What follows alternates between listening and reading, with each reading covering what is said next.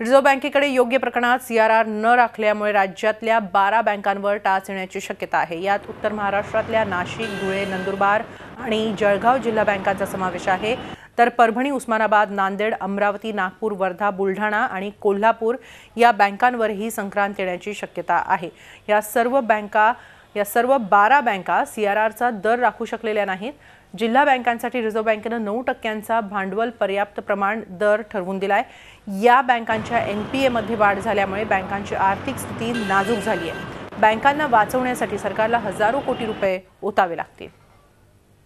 नाशिक जिल्हा बँकेसह 12 शाखा या अडचणीत आहे। याचं कारण असं की शासनाचे जे धोरण आहे, लोकांची शेतकऱ्याची अपेक्षा एक कर्ज माफ होईल, त्या दृष्टिकोनातून मागच्या वेळेस 750 कोटी रुपये जिल्हा मध्यवर्ती बँकेचे जमा झाले होते 31 तारखेला।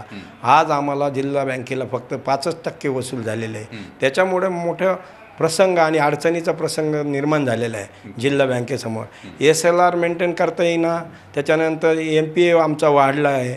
याला कारणीभूत म्हणजे लोकांना वरच्या कर्जमाफीची आशा असल्या कारणाने सगळं वसूल झालेलं नाही।